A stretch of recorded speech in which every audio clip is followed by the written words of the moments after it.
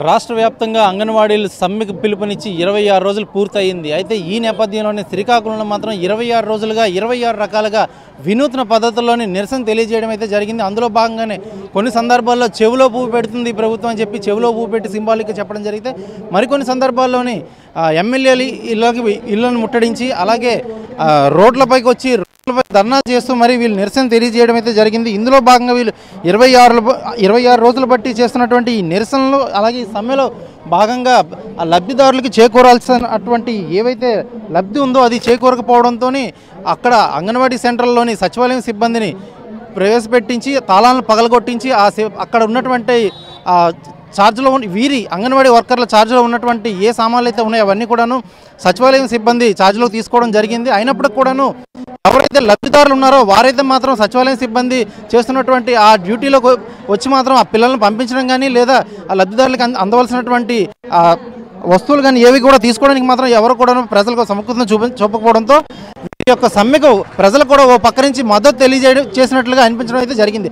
అయితే 26 రోజులు పూర్తయిన తర్వాత మాత్రం ఇప్పుడు ప్రభుత్వం ఇన్నిసార్లు చర్చలకు వచ్చినప్పటికి కూడాను చర్చలు విఫలం అవడంతో వీరు ఇంకా సమ్మెలోనే ఉన్నారు. అయితే ఈరోజు మాత్రం నిన్న మాత్రం ప్రభుత్వం ఎస్మాని ప్రయోగించింది. ESMA essential service maintenance act 1981 ప్రకారం ఏవైతే అత్యవసర సర్వీసులు ఉంటాయో వాటిని మాత్రం ఆ సేవలకు సంబంధించినటువంటి ఉద్యోగులు ఎవరైనా కానీ సమ్మెలో ఉంటే కనుక వారిపైన ఎటువంటి నేరపూరితమైన చరిత్ర ఉన్నప్పటికీ లేనప్పటికీ కూడాను అనుమానాస్పద స్థితిలో ఉంటే కనుక ఖచ్చితంగా వారిని అరెస్టులు చేసి వాటికి సంబంధించినటువంటి ఉద్యోగులు ఎవరైతే ఉన్నారో వారికి ఎస్మా ప్రయోగించి వారిని ఉద్యోగాల నుంచి కూడా తొలగించే ప్రయత్నం అయితే ప్రభుత్వం నిన్నటితో చేపట్టింది. అయితే ఎస్మా ప్రయోగించినప్పటికి కూడాను అంగన్వాడీ వర్కర్లు ఎవరైతే ఉన్నారో వీరు మాత్రం సమ్మెలోనే ప్రజెంట్ ఉండడం జరిగింది. అసలు ఎస్మా ప్రయోగించిన విషయం మీ అందరికీ తెలిసిందేనమ్మా? తెలుసండి, మాకు ఎస్మా ప్రయోగించారని. కానీ ఈ ఎస్మా ప్రయోగించినందువల్ల చాలా బాధాకరమైన విషయము. మేము ఈరోజు 27 రోజుల నుంచి సమ్మె చేస్తుంటే కనీసం ప్రభుత్వం స్పందించక అంగన్వాడీలను రోడ్డు పాలు చేసి రోడ్డు మీద పెట్టి మహిళలను చూడకుండా మమ్మల్ని చాలా హింసకు గురి చేస్తుంది. కానీ ఈ ఎస్మా చట్టం అనేది అసలు ప్రభుత్వ ఉద్యోగులకు ₹1,00,000 జీతం ఇచ్చిన వాళ్ళకు అత్యవసరమైన పరిస్థితుల్లో ఉన్న వాళ్ళకు మాత్రమే ఈ ఎస్మా చట్టాన్ని పెట్టాలి. కానీ ఈ ప్రభుత్వము ఏం చేస్తుందంటే పిచ్చికల మీద బ్రహ్మాస్త్రాలు వేసినట్టు అంగన్వాడీలు కనీసం వేతనాలు పెంచకుండా రోజు కూల కూడా మాకు పడకుండా కనీసం 11,500 మాకు ఇచ్చి మాకు లక్షలు ఇచ్చినట్లు మా మీద ప్రయోగించడం అనేది సిగ్గుసేటు. ఈ మేము చేస్తున్న ఉద్యమాన్ని ఆపు చేయాలని ఉద్దేశంతోనే ప్రభుత్వం ఇది చేస్తుంది. చాలా దుర్మార్గమైనది. ఈ తీరే మాత్రం ఇలాగే కొనసాగితే మాత్రము ఆయన బటన్ నొక్కడం కాదు, మా బటన్ నొక్కడం చూపిస్తాము. మేము అంగన్వాడీలమే కాదు, ఈ రోజు రాష్ట్రం అంతా ఉద్యమాలు నడుపుతున్నాము.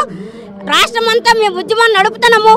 చినుకు సముద్రంలాగా మొత్తం వాగు వంకలన్నీ సముద్రంలాగా మొత్తం ఒక ఉప్పునే మేము ఉద్యమిస్తామని చెప్పి ఈ ఉద్యమాన్ని ఇంకా ముందుకు కొనసాగిస్తాం. మా సమస్యల పరిష్కారం చేసినంత వరకు పోరాటం కొనసాగిస్తూనే ఉంటాం.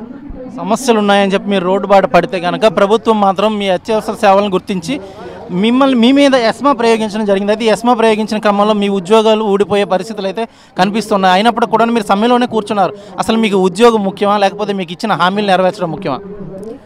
మాకు మా ఒక్క కుటుంబమే కాదండి, రాష్ట్రంలో ఎన్నో కుటుంబాలు ఈ ఉద్యోగాల మీద ఆధారపడి ఉన్న మాట నిజమే. కానీ మాకు ఇచ్చే జీతం అంటే అతను ఒక్కసారైనా సరే మార్కెట్ అనేది తెలియదు అతనికి. అంటే ఒక్కసారైనా కాయగూర కానీ ఏమైనా సరే వండుకున్నాడా లేకపోతే తిన్నాడా లేదో తెలియదు. అది కొనకపోవడం వల్ల అతనికి ధరలు అనేవి తెలియక ధరలు పెంచుకొని వెళ్ళిపోతున్నాడు. ఆ ధరలకు అనుగుణంగా మాకు జీతాలు పెంచమని మేము అడుగుతున్నాము. 11,500 ఇది ఇస్తుండగాను మాకు కరెంటు ఛార్జీలు అవి పెంచుకొని వెళ్ళిపోతున్నాడు. అంతేకాదు కనీస వేతనం అంటే గౌరవ వేతనము ఇస్తున్నాడు. కనీస వేతనం అంటే రోజు కూలీ ఎవరైనా సరే రోజు కూలీకి వెళ్తే 800, 900, 10,000 రూపాయల వరకు తెచ్చుకుంటున్నారు. అలా కూడా మాకు పడలేదు. కానీ ఆ విధంగానే కనీస వేతనం ఇమ్మని అంటే ఎస్మా ప్రయోగాన్ని చేశాడు. అంటే పిచ్చికి మీద బ్రహ్మాస్త్రం ఏ విధంగా అయినా ఉపయోగిస్తారో మేము ఎప్పుడో చిన్నప్పుడు మహాభారతాలు భాగవతాలు అవి చదివేటప్పుడు విన్నాం ఇది బ్రహ్మాస్త్రాల కోసం. కానీ ఇప్పుడు ఈ బ్రహ్మాస్త్రం కోసం ఇప్పుడు నిజంగా మా కళ్ళతో మేము చూస్తున్నాం. ఇది చాలా సిగ్గు. ఒక ఆడపిల్లలు అక్కమ్మలు నా ఇంట్లో వాళ్ళు నా కుటుంబం వాళ్ళని చెప్పుకోగానే సరికాదు, వాళ్ళ మీద అస్తం వేసేసి అలా అనగదొక్కుతున్నాడు. చేస్తున్నాడు, మాకు రోడ్ల పాలు చేస్తున్నాడు, మా కుటుంబాలను కూడా ఈడుస్తున్నాడు. ఇది చాలా సిగ్గు. కానీ ఇంతవరకు అయ్యింది కనుక మేము కూడాను ఆగేదే లేదు, సమ్మె విరమించుకునేదే లేదు. ఎంతమంది ఉద్యోగాలు చేస్తాడండి?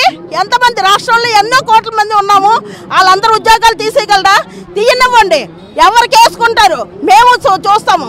అతను సత్తా ఏటో మేము సత్తా ఏటో మేము చూస్తాము. మేమైతే ఆపేదే లేదు, మా సమస్యలు తీరే వరకు మేమైతే ఆగము, మా సమ్మెను కొనసాగిస్తాం. ఈ నిరాహార దీక్షలు ఇలాగే కొనసాగిస్తాం అనేసి మీకు చెప్పుకుంటున్నాం. చూసుకున్నట్లయితే కనుక పిచ్చికి మీద బ్రహ్మాస్త్రం ఉపయోగిస్తున్నారు ప్రస్తుత ముఖ్యమంత్రి అని చెప్పి అయితే వీరు చెప్పడం జరుగుతుంది. అయితే అసలు పిచ్చికి మీద బ్రహ్మాస్త్రం వేయాల్సినంత అవసరం ఏముంది?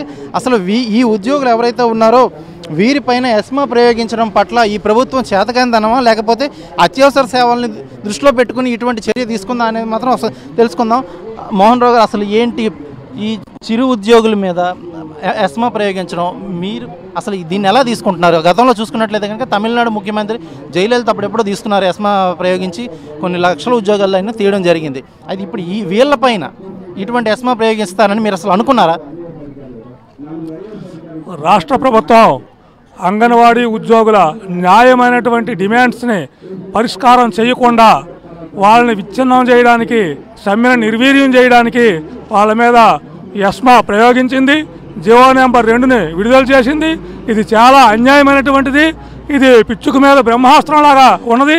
చాలా చిరు ఉద్యోగులు తక్కువ వేతనాలకు రోజు తరబడి పనిచేసినటువంటి ఇలాంటి ఉద్యోగుల మీద ఆ ఎస్మా ప్రయోగించడం అనేటువంటిది చాలా ఈ ముఖ్యమంత్రికి చెల్లింది.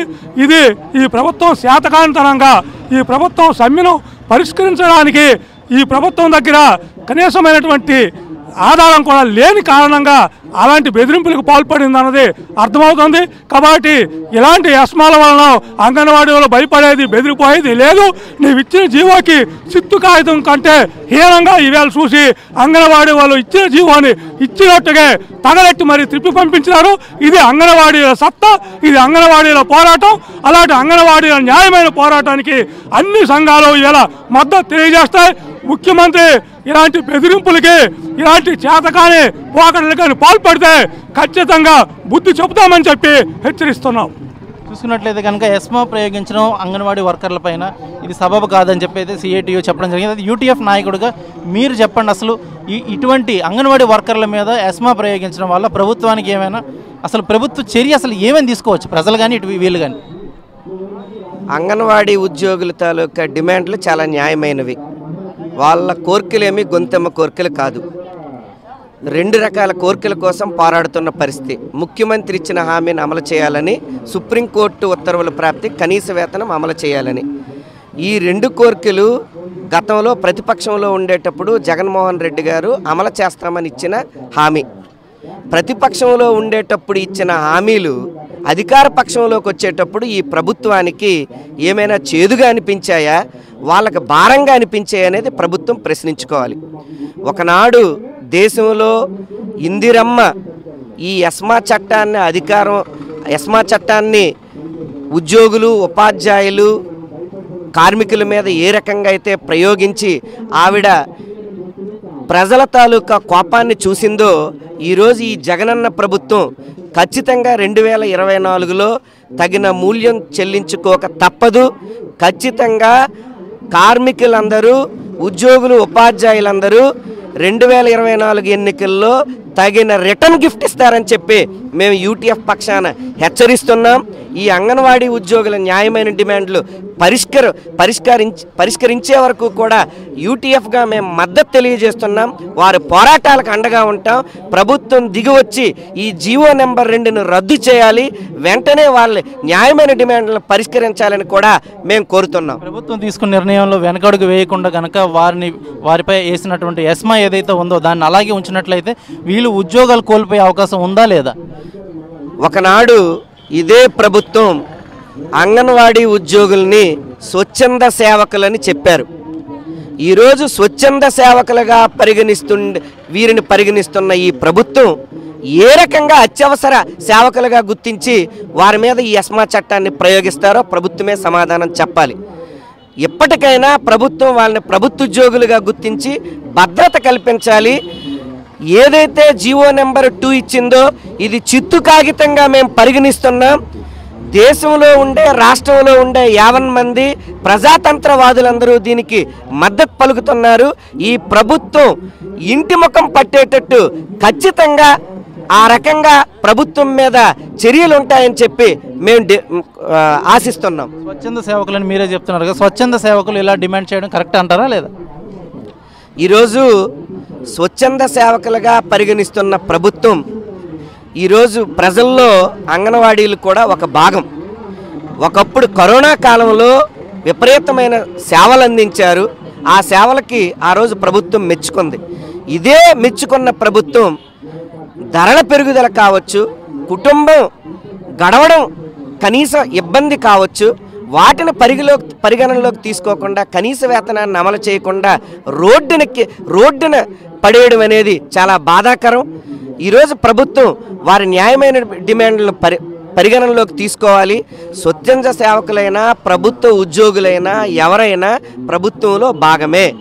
ఖచ్చితంగా వారి డిమాండ్లు పరిష్కరించాల్సిన బాధ్యత ప్రభుత్వం మీద ఉందనే మేము యూటీఎఫ్గా డిమాండ్ చేస్తున్నాం. అవేవీ చేయకుండా ప్రభుత్వం తీసుకున్న నిర్ణయం మీద కట్టుబడి ఉండి వీరిని కనుక విధుల్లోంచి తొలగించి కొత్త వారిని నియమిస్తే కనుక నెక్స్ట్ పరిస్థితులు ఎలా ఉండబోతున్నాయి?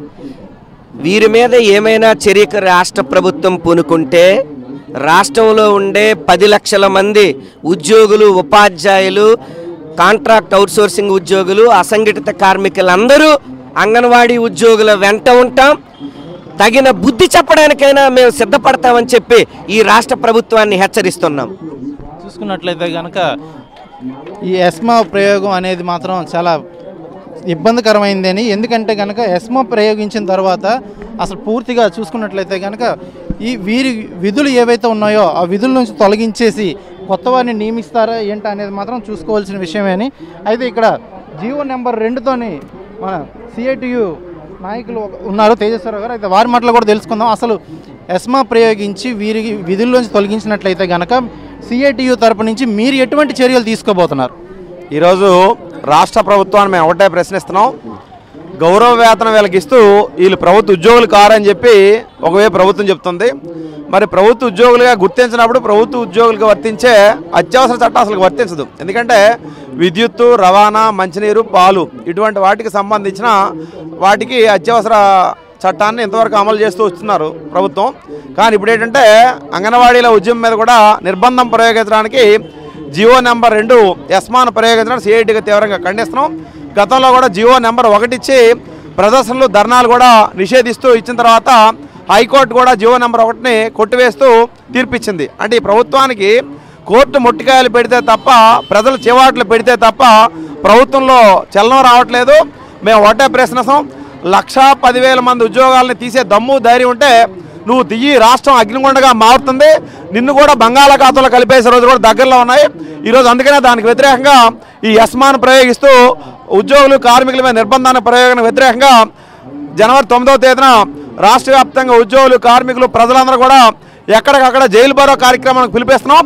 ఎంతమంది నువ్వు జైల్లో పెడతావు కూడా తేల్చుకోవడానికి కూడా ప్రజలు కూడా సిద్ధంగా ఉన్నారు, యూనియన్లు కూడా సిద్ధంగా ఉన్నాయి. అయితే అత్యవసర సేవల కిందకి రానప్పుడు అసలు వీరిపైన అత్యవసర సేవల్ని అమలు చేసి ఆ ఎస్మాను ప్రయోగించాలి అని ఒక ఆలోచన ముఖ్యమంత్రికి వచ్చిందా, లేకపోతే దానికి ఉన్నటువంటి అధికారులు ఇచ్చి ఉంటారా, లేకపోతే వారు అంత తెలివి తక్కువారా అసలు అత్యవసర సేవలకు వీళ్ళని తీసుకొని ఎస్మా ప్రయోగించడానికి?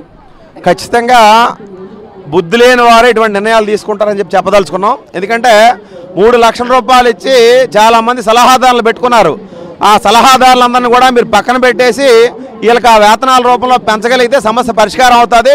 ఈరోజు కనీసం అవగాహన లేదు వీళ్ళకి.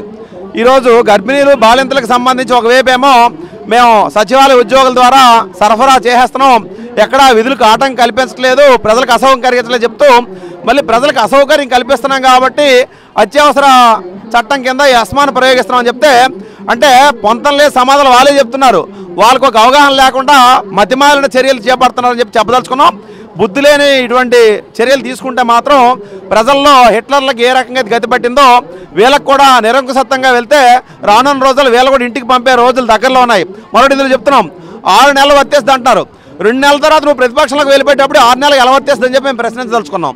ఇటువంటి తప్పుడు నిర్ణయాలు మీరు వెంటనే వెనక్కి తీసుకొని 1,10,000కి సంబంధించినటువంటి కనీస వేతనాలు అమలు చేయాలని 26,000 ఏదైతే డిమాండ్ చేస్తున్న వాటిని సుప్రీంకోర్టు తీర్పు ప్రకారం గ్రాట్యుటీ ఇటువంటి డిమాండ్ల మీద చర్చల ద్వారా పరిష్కారం చేసుకుంటే ప్రభుత్వానికి గౌరవం ఉంటుంది. అలా కాకుండా వీళ్ళ మీద బలప్రయోగం చేస్తామంటే మాత్రం సిఐటితో పాటు ఇతర ట్రేడ్ యూనియన్లు అలాగే ఇతర ప్రజా సంఘాలు రాజకీయ పార్టీలు కూడా ఈ నిర్ణయానికి వ్యతిరేకిస్తూ ఉద్యోగులు చేస్తున్న పోరాటానికి అంగన్వాడీల సమ్మెకి మద్దతుగా వీధుల్లోకి వచ్చే రోజులు దగ్గరలో ఉన్నాయని చెప్పి ప్రభుత్వానికి హెచ్చరించదలుచుకున్నాం. చూసుకున్నట్లయితే కనుక 24 గంటల రిలే నిరాహార దీక్షలో మాత్రం సిఐటియు నాయకులతో పాటు అంగన్వాడీ వర్కర్లు కూడా పాల్గొనడం జరిగింది. అయితే ఇందులో మాత్రం వీరు కోరినటువంటి అలాగే హామీలు ఇచ్చినటువంటి ప్రతిపక్షంలో ఉన్నప్పుడు జగన్మోహన్ రెడ్డి ఏవైతే హామీలు ఇచ్చారో అవే హామీలను నెరవేర్చమని కోరుతున్నాం తప్ప మేము ఏవి కూడా గొంతెమ్మ కోరికలు కోరట్లేదని చెప్పేసి అయితే అటు అంగన్వాడీ వర్కర్లు అలాగే వారికి మద్దతు తెలుపుతున్నటువంటి సిఐటియు నాయకులు కూడాను చెప్పడం జరుగుతుంది. అయితే ఏదేమైనప్పటికీ కూడాను ఇక్కడ చూసుకున్నట్లయితే కనుక అత్యవసర సేవల్లోకి రానటువంటి వారిని వారిని అత్యవసర సేవలోకి తీసుకుని వెళ్ళి 1981 చట్టం ప్రకారం ఎస్మాని ప్రయోగించడం మాత్రం ఇది చాలా బుద్ధి తక్కువ పని. అసలు వారికి ఇచ్చినటువంటి ఆ సలహా ఇచ్చినటువంటి వారి సలహాదారులు ఎవరైతే ఉన్నారో వారు అసలు తెలివి లేని దద్దమ్మలని చెప్పి మాత్రం ఇక్కడ స్పష్టం చేయడం జరుగుతుంది. అయితే 2 నెలలు మాత్రమే వీళ్ళ కాలపరిమితి ఉంది. ఈ 2 నెలల కాలపరిమితిలో మాత్రం వీళ్ళు 6 నెలలకు సంబంధించినటువంటి ఎస్మా ఏదైతే ఉందో ఈ ఎస్మాని ఇచ్చేయడం మాత్రం వారి తెలివితేటలు మాత్రం అక్కడే స్పష్టమవుతున్నాయని చెప్పడం జరుగుతుంది. ఏదేమైనా కూడా ఈ 26 రోజుల నుంచి వీరు సమ్మెబాట పట్టారు. ఈ సమ్మెబాటలోనే ఇప్పుడు ప్రభుత్వం ప్రయోగించినటువంటి ఎస్మా పట్ల మాత్రం ప్రజల్లో ఒక రకమైనటువంటి క్యూరియాసిటీని అయితే పెంచింది. అయితే ప్రభుత్వం ఎస్మా ప్రయోగించిన తర్వాత ప్రజలు వెనకడుగేస్తారా లేకపోతే ప్రభుత్వం అక్కడే దానికి స్టిక్ ఆన్ అయి ఉంటుందా అనేది మాత్రం ప్రజల్లో ఒక క్యూరియాసిటీని అయితే నెలకొల్పడం జరిగింది. అయితే ఈ 2 రోజుల్లో మాత్రం తెలియనుంది అసలు అంగన్వాడీలు ముందుకు వెళ్తారా లేకపోతే ప్రభుత్వమే ఒక అడుగు వెనక్కి వేస్తుంది అనేది మాత్రం వేచి చూడాల్సిందే. వీడియో జర్నలిస్ట్ రామకృష్ణతో సురేష్, RTV శ్రీకాకుళం. మరిన్ని వీడియోస్ కోసం ఛానల్ ని సబ్స్క్రైబ్ చేయండి, లేటెస్ట్ అప్డేట్స్ కోసం వాట్సాప్ ఛానల్ ని ఫాలో చేయండి అండ్ లింక్ డిస్క్రిప్షన్ లో ఉంది.